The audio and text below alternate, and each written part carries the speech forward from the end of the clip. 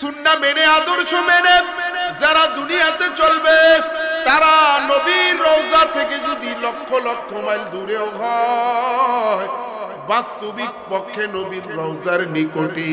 তাফসিরে মারিফুল কোরআনের লেখক মুফতি শফি রহমাতুল্লাহ আলাইহি প্রতি বছর হজে যায় কিন্তু দূর থেকে নবীজির রওজায় সালাম জানায়, নবীজির রওজার সামনে যাইতে পারে না ভিড়ের কারণে। এইবার আল্লাহর বান্দা ক্ষেপ করে বলতে আছে, ইয়া রাসূলুল্লাহ, এই যে পাকিস্তান থেকে একটা গোলাম আপনার একটা আসে, প্রতি বছর আসে কিন্তু আপনার রওজার সামনে যাইয়া সালাম দিতে পারে না। নবী গো, মনে বড় দুঃখ। এইবার রওজা মোবারক থেকে আওয়াজ আসে, মুফতি শফি রহমাতুল্লাহ আলাইহি শুনতে পায় আমার নবী ডেকে ডেকে বলতে আছে, ও শফি, হে আমার আশেক শুনে নাও, তুমি যদি আমার রওজা থেকে দূরেও থাকো কিন্তু তুমি আমার সুন্নাতের উপরে কদম কদম আমল করার কারণে তুমি আমার রওজার সামনে। সুবহানাল্লাহ। এ শফি শুনে নাও, যারা আমার নবীর সুন্নাতের উপরে কদম কদম অনুসরণ করে, আমি নবীর সুন্নাতগুলো মেনে চলে, ওই ব্যক্তি আমি নবীর রওজার দূরেও যদি হয়, ওই ব্যক্তি যদি বাংলাদেশে, পাকিস্তান, ইন্ডিয়ায়ও হয়, আল্লাহর নবীর সুন্নাতগুলো মানার কারণে ওই ব্যক্তি নবীজির রওজার নিকটে। আর যেই ব্যক্তি নবীজির সুন্নাহ মানে না, তরিকা মানে না, ওই ব্যক্তি টাকার জোরে প্রতি বছর বছর হজে যাইতে পারে, উমরায় যাইতে পারে, কিন্তু ওই ব্যক্তি নবীজির রওজার কাছে থাকার পরেও বাস্তবিক পক্ষে নবীজির রওজা থেকে হাজার হাজার লক্ষ লক্ষ মাইল দূরে, ঠিক কিনা? ওমা খালাকতুল জিন্না ওয়াল ইনসা ইল্লা লিয়াবুদুন।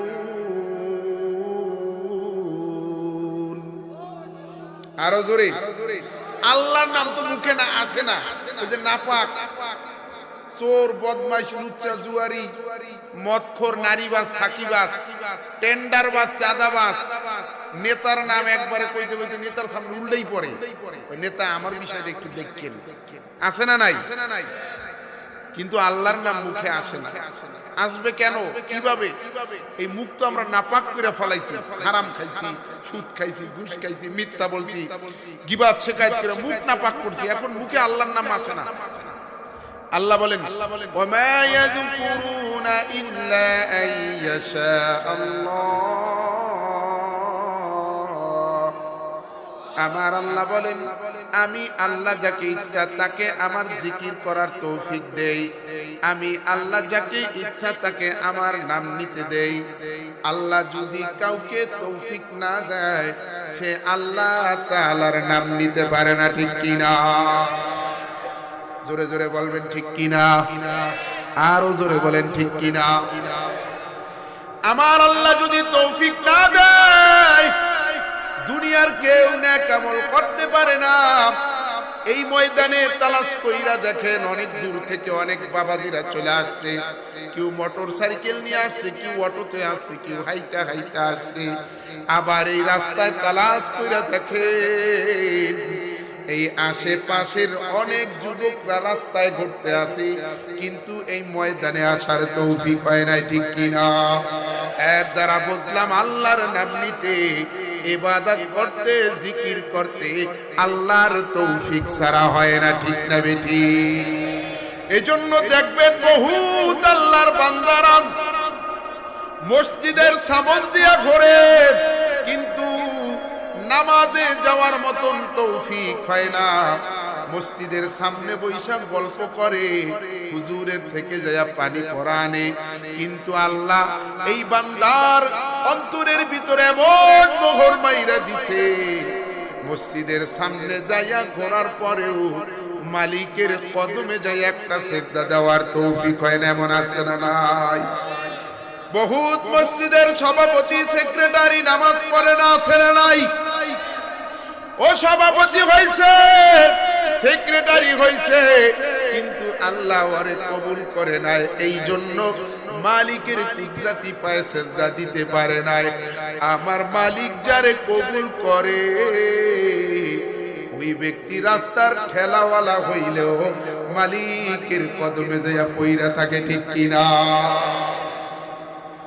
কুলি বাজারে লইয়া বাজার লইয়া মালিকের বাজার লইয়া বাড়ি যায়। পথিমধ্যে কুলি ডেকে বলে, মালিক আমি আপনার বাজার একটা শর্তে নিতে পারি।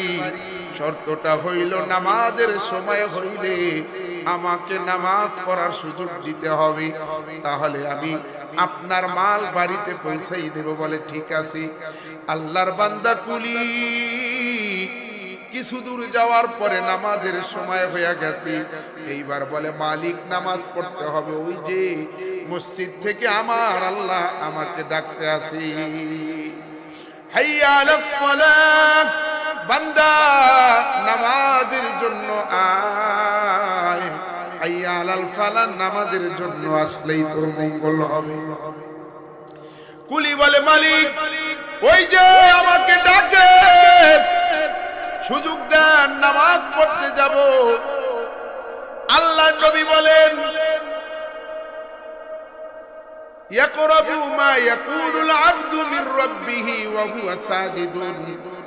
বান্দা যখন সিজদা দেয় তখন তার রবের একেবারে নিকটে চইলা যায়। এজন্য দেখবেন মসজিদে যাইয়া আপনি যদি 1 ঘন্টাও বসে থাকেন, আপনার দিলের ভিতর কোনো ওয়াসওয়াসা আসে না, কোনো চিন্তা ভাবনা আসে না। কিন্তু যখনই আল্লাহু আকবার বইলা নামাজে দাঁড়াই যায়, তখনই দিলের ভিতর বিভিন্ন চিন্তা টেনশন আসে, ঠিক কিনা? আপনি যে নামাজের আগে 1 ঘন্টা 10 মিনিট 20 মিনিট বসে রইছেন, নামাজের অপেক্ষা করতে আছেন, এই যে 10 মিনিট বইসা রইলেন, 1 মিনিটের জন্য আপনার ভিতরে কিন্তু কোনো চিন্তা আসে না। কিন্তু যখনই নামাজে দাঁড়াইলেন, অমনি মনটা চলে গেছে মুক্তাগাছার মান্ডা মিঠাই খাইতে, মুক্তাগাছার মিষ্টি খাইতে, ঠিক কিনা?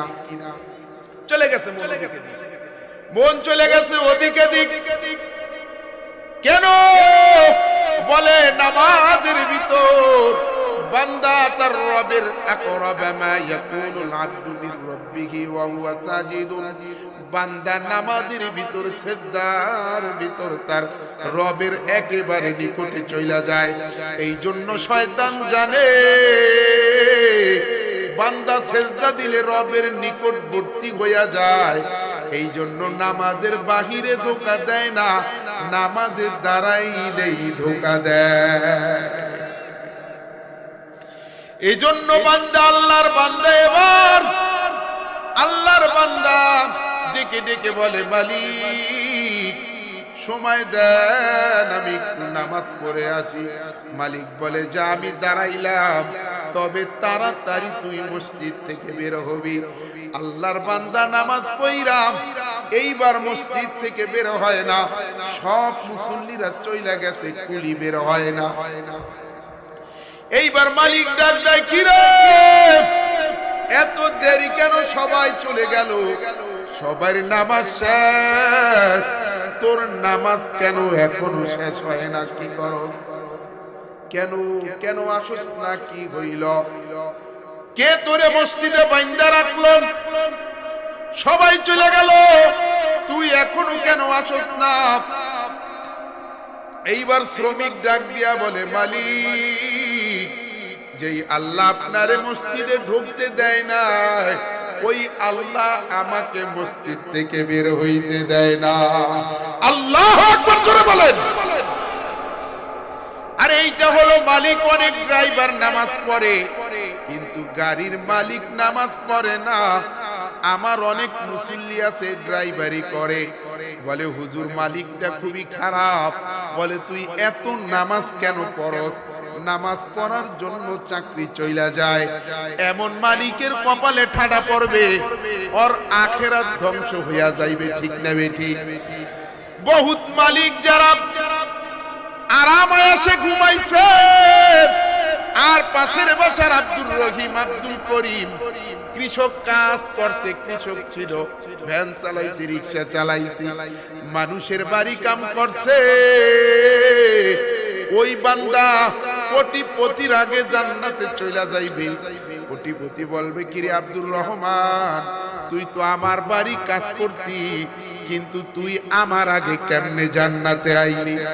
আমি তো তোর মালিক ছিলাম, তুই তো আমার বাড়ির কর্মচারী। বলে, মালিক, দুনিয়াতে আমি আপনার বাড়ির কর্মচারী ছিলাম ঠিক, কিন্তু এক মুহূর্তের জন্য, এক সেকেন্ডের জন্য আমি আমার মালিক আল্লাহকে কোনোদিন ভুলি নাই।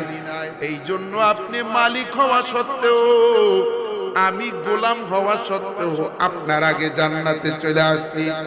আপনি ফজরে নাক ডাইকা ঘুমাইতেন, আর আমি নামাজের জন্য মসজিদে চইলা যাইতাম। এই জন্য ভাইরা আমার, আমার আল্লাহ বলেন, বান্দা বান্দি, তোরা যদি ফজরে তোদের আরামের বিছানায় আমি আল্লাহকে স্মরণ করো, তোদের কবরের বিছানায় আমি আল্লাহ তোদের স্মরণ করব। ফজরে আরামের বিছানায় ঠান্ডা পানি দিয়া উযু কইরা যদি নামাজে যান, আমার আল্লাহ বলেন, ফাযকুরুনি আযকুরুকুম ওয়াশকুরুলি ওয়ালা তাকফুরুন। আমার আল্লাহ বলেন, বান্দা বান্দি, আমাকে স্মরণ কর, আমি আল্লাহ তোকে স্মরণ করব। আমাকে যদি আরামের বিছানায় স্মরণ করো, আমি আল্লাহ তোর কবরের বিছানায় তোকে স্মরণ করব। এই জন্য যারা ফজরের নামাজ পড়তে মসজিদে যায়, আমার আল্লাহ তাদেরকে তাদের কবরের বিছানায় স্মরণ করবে। ভাইরা আমার, বাবাজিরা আমার,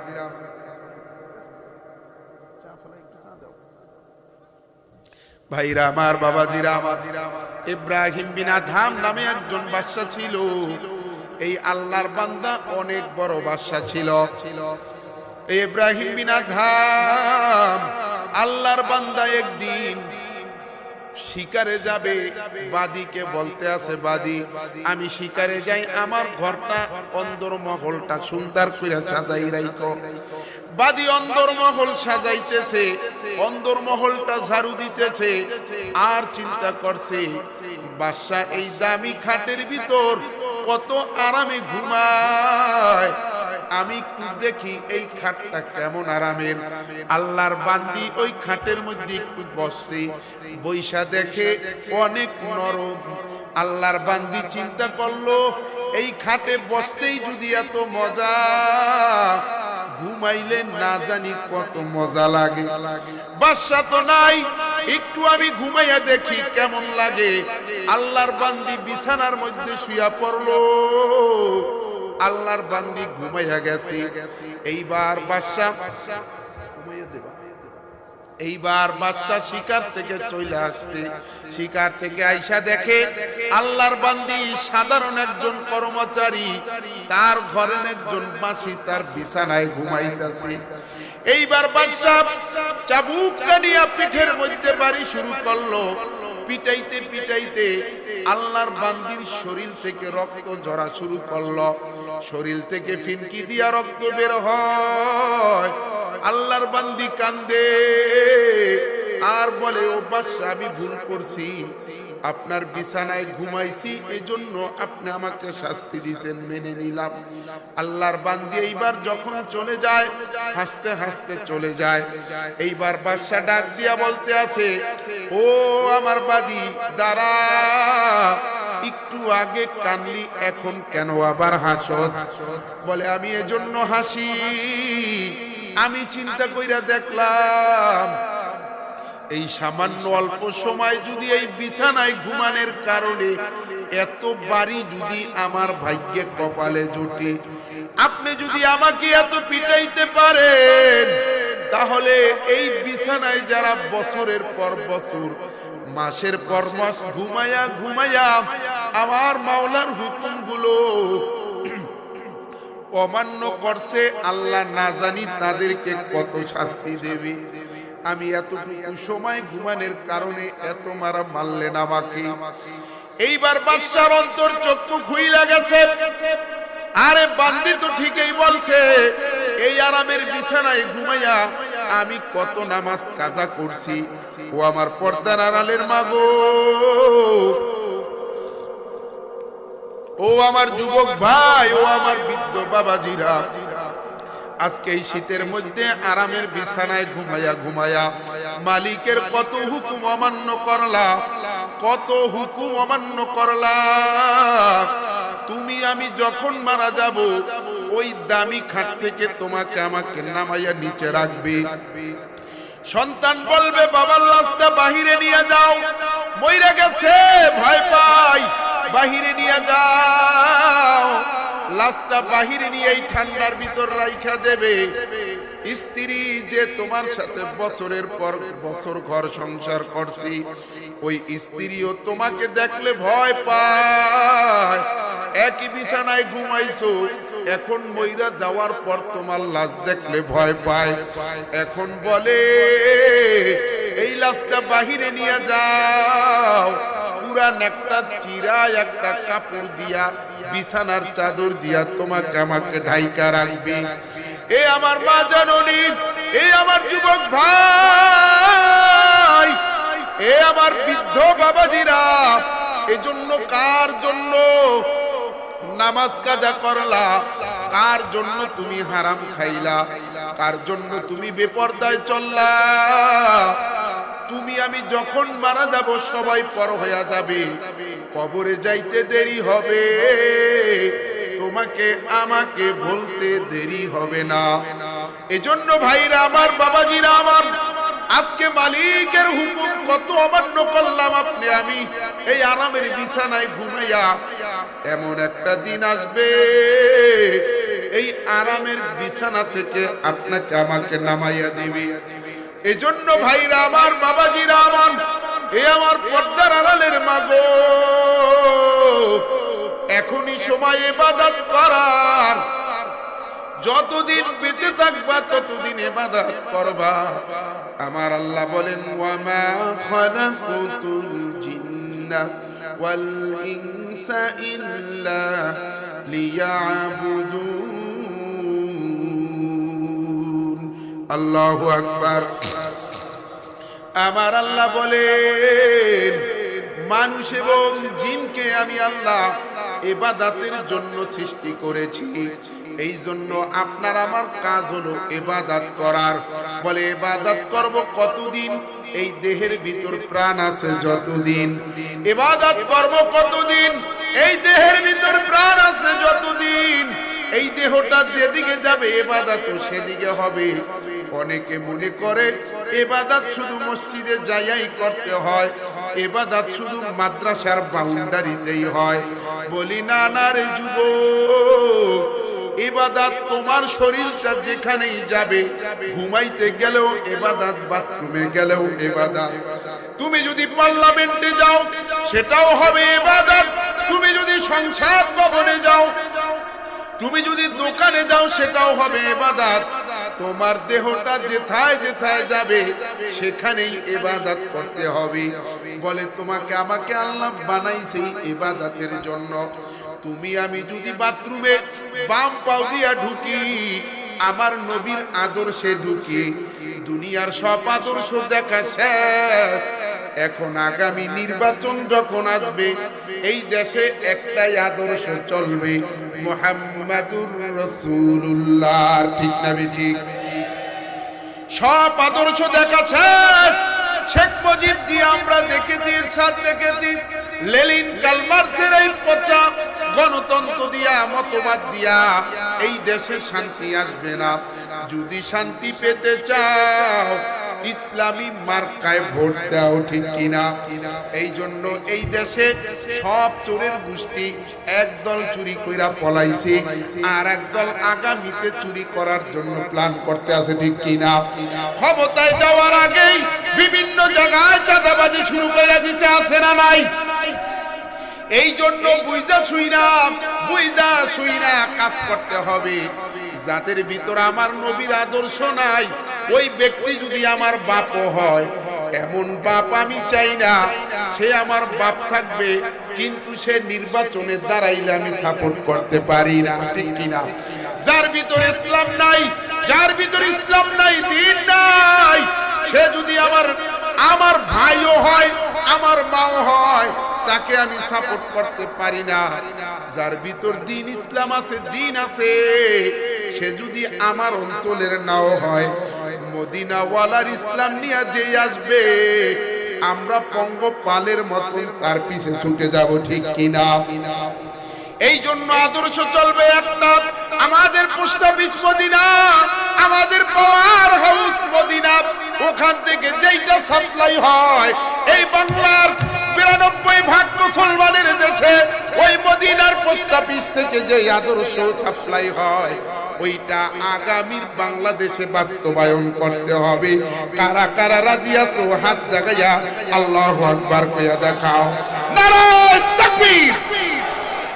ভাইরা আমার, বাবাজিরা আমার, তোমার আমার নবীর আদর্শ ছাড়া কোনো আদর্শ মানি না। এ যুবক, যদি বলো হুজুর নবীর আদর্শ ছাড়া অন্য আরো ভালো আদর্শ আছে, আমি আজকেই তওবা করব, মদিনার গান আর গাইব না, নবীজির সুন্নাতের দাওয়াত আর দেব না। অন্য ভালো কোন আদর্শ যদি দেখাইতে পারো, ওই আদর্শ গ্রহণ করব। বলো আসেনি? আসেনি? আমার আল্লাহ বলেন, লাকাদ কানা লাকুম ফি রাসূলিল্লাহি উসওয়াতুন হাসানা। আমার আল্লাহ বলেন, ও দুনিয়ার মানুষ, ও আমার বান্দা বান্দি, আমি তোদেরকে দুনিয়ায় পাঠাইছি, দুনিয়ায় কেমনে চলবি একটা আদর্শ পাঠাইছি, দুনিয়ায় কেমনে চলবি একটা নমুনা পাঠাই দিলাম। আমার নবী, আমার নবীর দিকে তাকা, আমার নবীর জীবনীর মধ্যে, আমার নবীর মধ্যে আছে তোদের জন্য উত্তম আদর্শ। আমার নবীর দিকে তাকা, রাষ্ট্র কেমনে পরিচালনা করবি পাইয়া যাবি। এজন্য মদিনা থেকে যেইটা সাপ্লাই হয়, মুসলমানের বাচ্চা ওইটা ছাড়া অন্যটা মানতে পারে না, ঠিক না বেঠি? এজন্য আদর্শ চলবে আমার নবীর। আমরা জিয়া এবং মুজিবের আদর্শ দেখছি, এবার আদর্শ একটাই, মদিনার আদর্শ, মুহাম্মাদুর রাসূলুল্লাহ সাল্লাল্লাহু আলাইহি ওয়াসাল্লাম, ঠিক না বেঠি?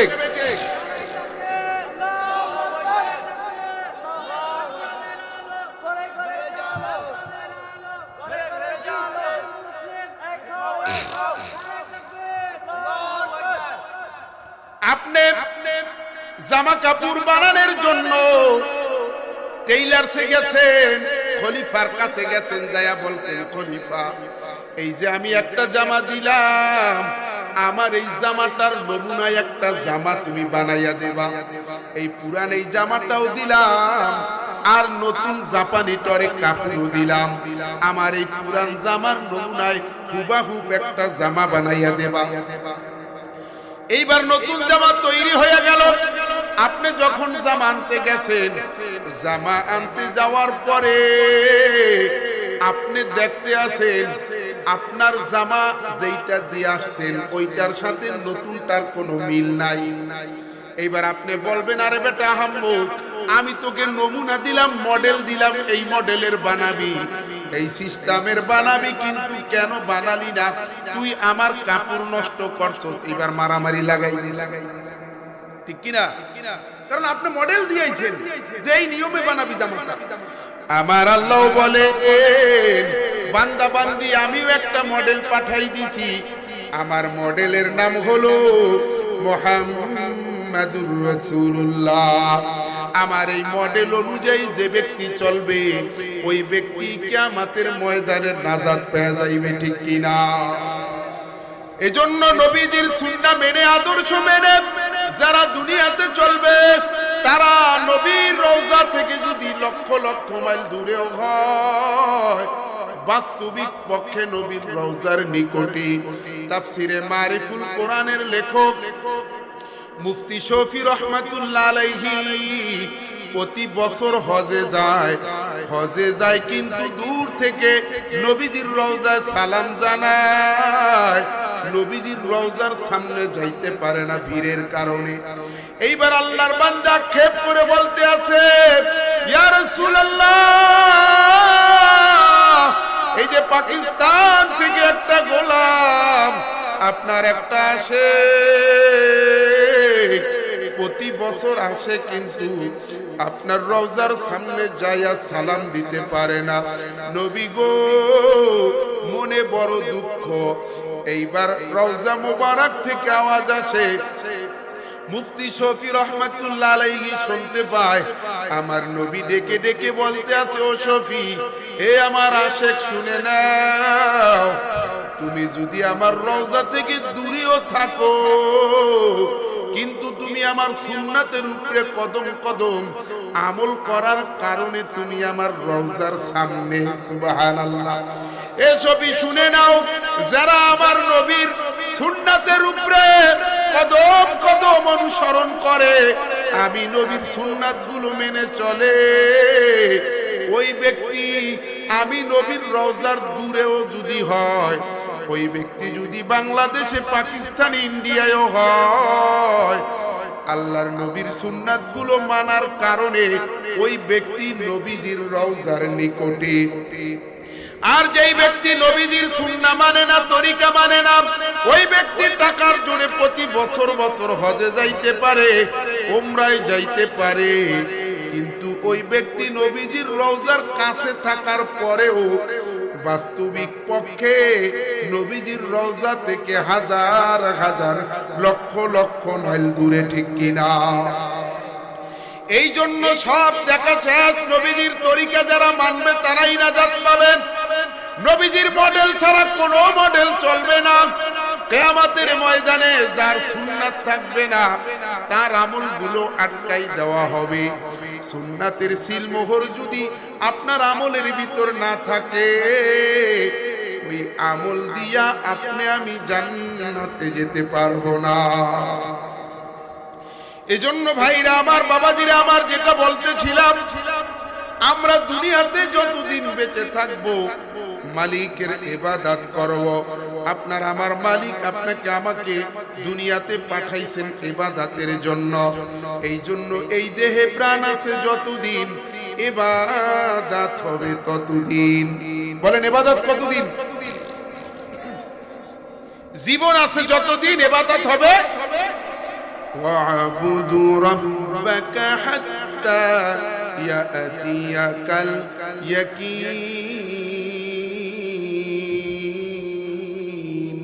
আল্লাহু আকবার।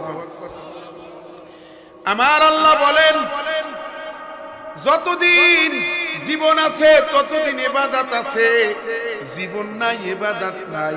হযরত আলী রাদিয়াল্লাহু তাআলা আনহু বলেন, দুনিয়াতে আমল করা যায়, হিসাব দেওয়া লাগে না, কিন্তু মৃত্যুর পরে আমল করা যাবে না, হিসাব দেওয়া লাগবে, ঠিক কিনা? এই মৃত্যুর পরে আমল করা যাবে কিন্তু হিসাব দেওয়া লাগবে কিনা? এই জন্য এখন সুযোগ, এক মুহূর্ত অযথা ব্যয় করা যাবে যাবে এক মুহূর্ত অযথা ব্যয় করা যাবে না, কারণ আল্লাহ পাঠাইছে ইবাদতের জন্য। একটা মুহূর্তে কত দাম জানেন? একবার সুবহানাল্লাহ আলহামদুলিল্লাহ কত দাম জানেন? সুবহানাল্লাহি আযমু মিন ওয়াহুদিন। নবীজি বলেছেন, যে ব্যক্তি একবার সুবহানাল্লাহ বলে, আল্লাহ তাআলা তাকে উহুদ পাহাড় সমপরিমাণ নেকি দিয়ে দেয়। উহুদ পাহাড়ের চেয়েও বেশি দেয়। তাহলে উহুদ পাহাড় মাইপা দেখছেন কতটুকু? চিন্তা করছেন? এই যে সুবহানাল্লাহ বলছেন, পাইছেন না নেকি? আরেকবার বলেন তো, সবাই বলেন তো। শোনেন, ছোট্ট একটা ওয়াকিয়া বলি। দুই বন্ধু দুনিয়াতে একসাথে জন্মগ্রহণ করছে এবং একসাথে বালেগ হয়েছে এবং এক সমপরিমাণ ইবাদত করছে এবং একই দিনে এক টাইমে মারা গেছে। মারা যাওয়ার পরে এইবার দুজনেই জান্নাতে গেছে। একজন জান্নাতের নিচতলায়, একজন দোতলায়। যেইজন জান্নাতের দোতলায় আছে, তার জান্নাতের ভিতর এমন একটা সুর আছে, এমন মধুর একটা আওয়াজ আছে যেটা নিচের তলার জান্নাতের ভিতর নাই। এবার নিচতলার জান্নাতি ডাক দিছে, আল্লাহ জান্নাতে যেই সুর আছে আমার জান্নাতে সেইটা নাই কেন?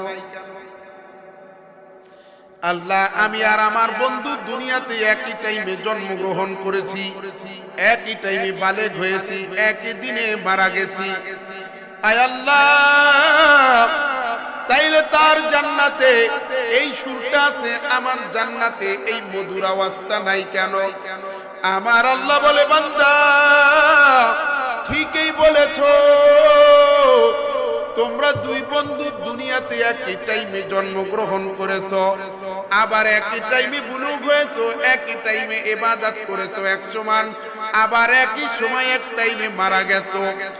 কিন্তু পার্থক্য হইল তোমার এই বন্ধু দুনিয়াতে তোমার থেকে একবার সুবহানাল্লাহ বেশি বলেছিল।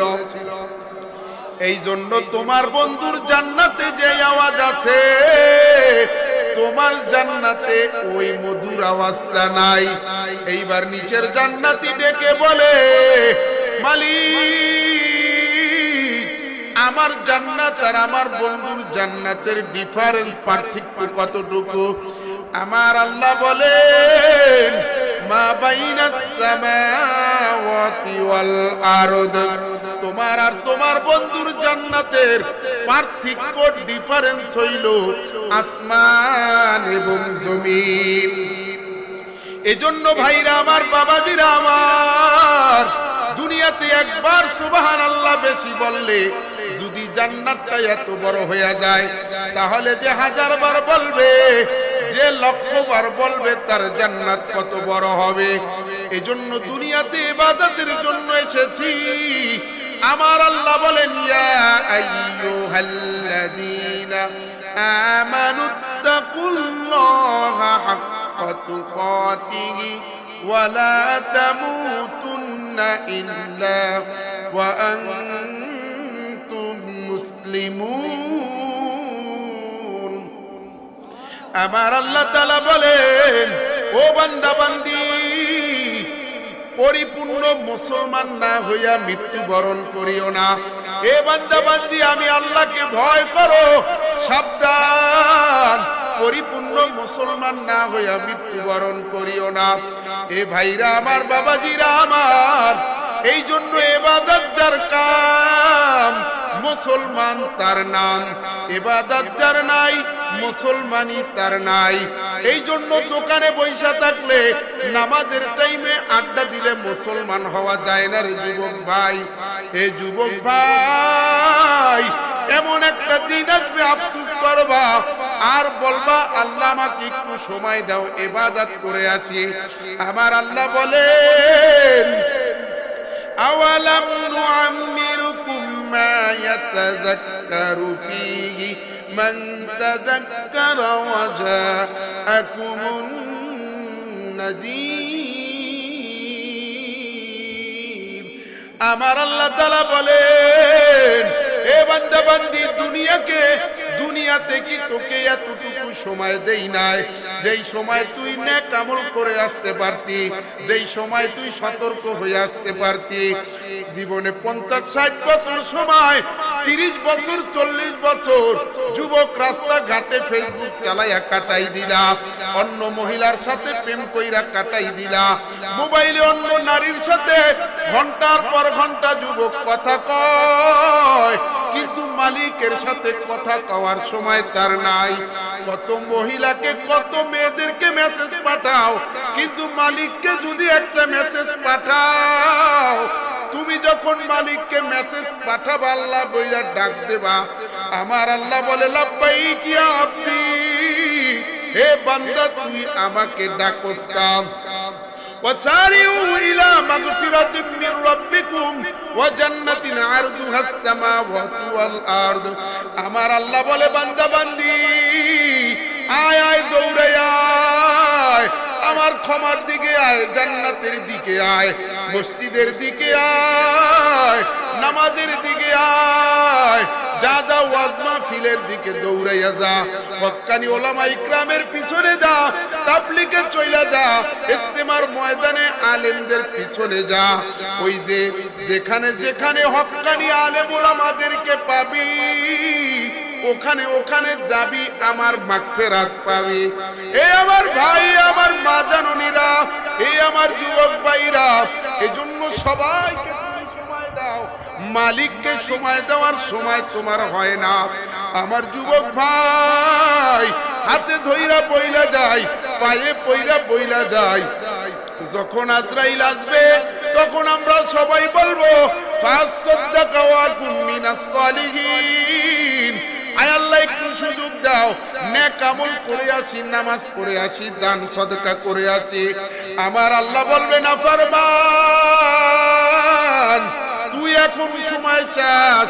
ফাইদা জাআ আজালুহুম লা ইস্তাখিরুনা লা ইস্তাখিরুনা আনহা।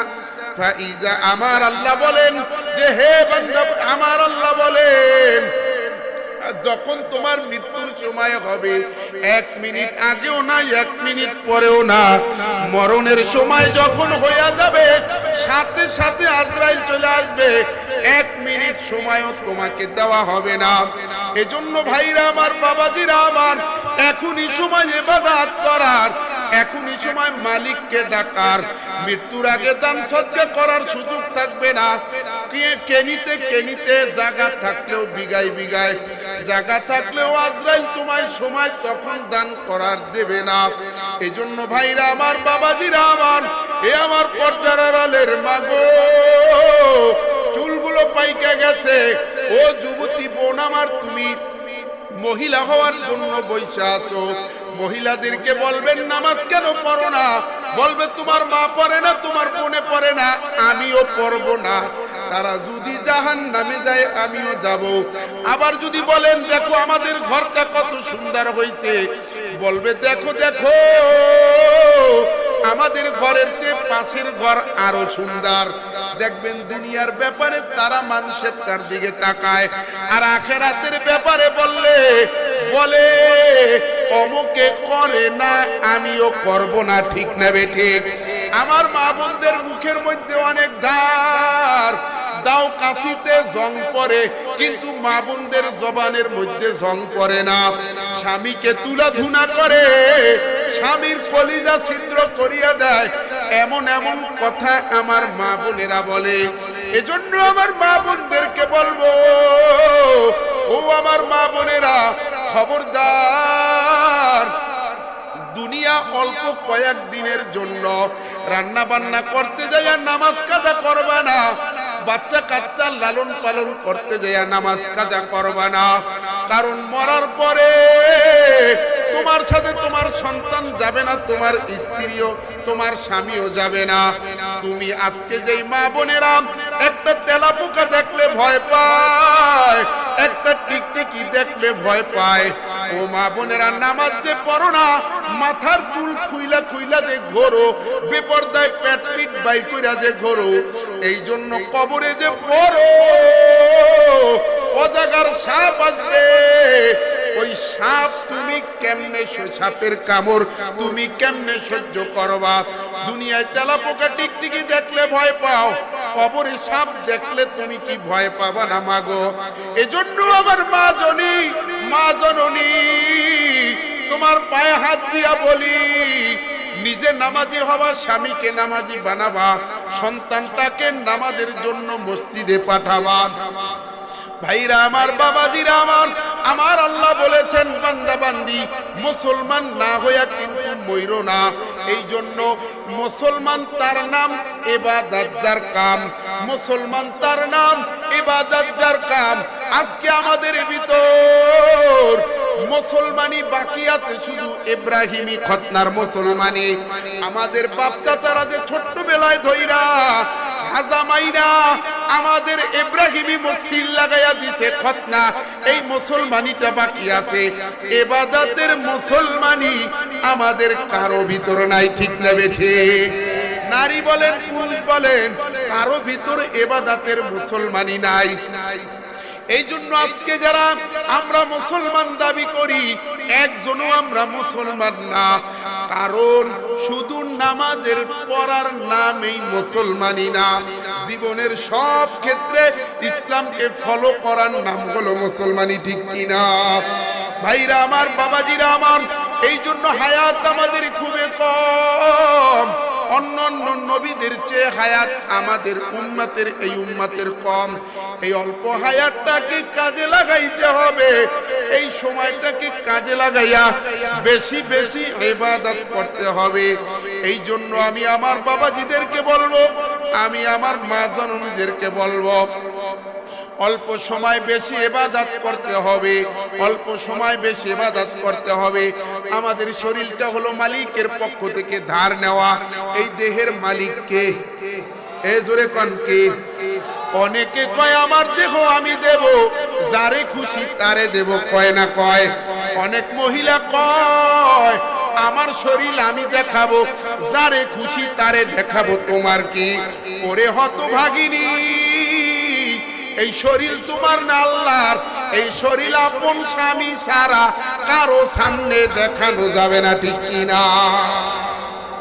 এই জন্য ভাইরা আমার, বাবাজিরা আমার, এই দেহটা আল্লাহর, এইটা আল্লাহর থেকে ধার নেওয়া। এই ধার নেওয়া জিনিস দিয়া মানুষ কিন্তু কাজ বেশি করে। ঠিক কিনা?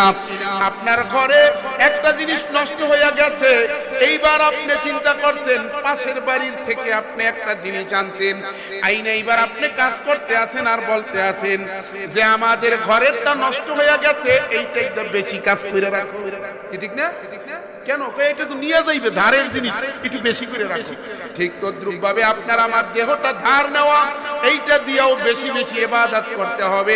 ইবাদত করে করে করে করে দেহকে ক্লান্তি করে ফেলাইতে হবে। এমন ইবাদত করতে হবে দেহ জানি বলে আমি আর পারি না, আমি আর, কিন্তু এটা করিনি আমরা। কতক্ষণ আসেনি? আমাদের ইবাদত নাই, আমাদের কোনো কাজ। এ কাকা, এ কই যান? এক নাম্বার, তার এক নাম্বার ছাইরে আইছেন, একটু ওই ছোট ঘরে যাইবে, প্রসাব করে তাড়াতাড়ি চলে আইছেন। ভাইরা আমার, বাবাজিরা আমার, এই জন্য আপনার আমার হায়াত অনেক কম। এই অল্প হায়াতে আমরা বেশি বেশি নেক আমল করব। অন্যান্য হায়াত, অন্যান্য নবীদের উম্মতের হায়াত অনেক বেশি ছিল। এই জন্য এই অল্প হায়াতকে, অল্প সময়কে কাজে লাগাতে হবে। ইকতারাবালিন নাসি হিসাবুহুম ওয়া হুম ফি গাফলাতিন মুরিদুন। আমার আল্লাহ বলেন, বান্দা বান্দি, তোরা প্রতিনিয়ত প্রতিদিন হিসাব নিকাশের দিকে এগিয়ে যাচ্ছ। মানুষ প্রতিক্ষণ প্রতিদিন হিসাবের দিকে এগিয়ে যাচ্ছে। চোখটা বন্ধ করতে দেরি হবে, হিসাব শুরু হইতে দেরি হবে না। ঠিক কিনা? এই জন্য কি করছেন? নিজের হিসাব নিজে মিলিয়া কবরে যায়েন। এই যুবক ভাই, এই যে কালকে বাদে পরশু 31st নাইট, মানে কালকে রাতে, ঠিক কিনা? এই যুবক যদি মুসলমানের বাচ্চা হইয়া থাকো, পায়ে দইরা বইলা যায়, এইটা পালন করবা না, কারণ এইটা কোনো মুসলমানের কালচার না। ঠিক কিনা? তোমার হায়াত থেকে একটা বছর চলে গেছে, তোমার হিসাব করা দরকার। হাসিবু ক্বাবলা আন তুহাসাবু। হযরত ওমর রাদিয়াল্লাহু তাআলা আনহু বলেন, তুমি তোমার কাছে হিসাব দেওয়ার আগে তুমি তোমার নিজের হিসাব করে নাও। এজন্য আমাদের সকলের কাছে হিসাব দেওয়া হবে। ভাইরা আমার, বাবাজিরা আমার, সংক্ষিপ্ত করতে হবে, আলোচনা দীর্ঘ করা যাবে না। প্রধান মেহমান চলে আসছে। এজন্য আমার মাগো, এই আমার স্টেজের প্যান্ডেলের বাবাজিরা, অল্প কথা বইলা শেষ করে দেব। এজন্য আপনার আমার অল্প হায়াত, কিন্তু কাজ করতে হবে বেশি। কথাগান ঠিক কিনা? হায়াত অল্প না বেশি? এই শোনেন, হযরত নূহ আলাইহিস সালামের যুগে এক মহিলা আসছে। আমার হুজুর, আমার বাচ্চাগুলো অল্প বয়সে মারা যায়। বলে কত বয়সে মারা যায়? বলে আমার বাচ্চাগুলো 300 বছর, 350 বছর, 400 বছরে মারা গেছে। আপনি একটু দোয়া কইরা দেন আমার বাচ্চাগুলো যেন অল্প বয়সে না মারা যায়। কত বয়সে? 300, 350, 400 বছরে মারা যায়। বুড়ি কইতে আছে অল্প বয়সে মারা যায়। নূহ আলাইহিস সালাম বলে, বুড়ি তুমি কি জানো এমন এক নবী আসবে যেই নবীর উম্মতেরা মাত্র 50, 60, 70 বছর হায়াত পাবে। কোন কি এত? এই সময় তো আমরা কুতকুত খেলাইয়া আর মানুষের গাছের বড়ই পাইরা খাইয়া শেষ করছি। এত কম হায়াত পাবে, তারা কি এই হায়াতে বিয়েও করবে?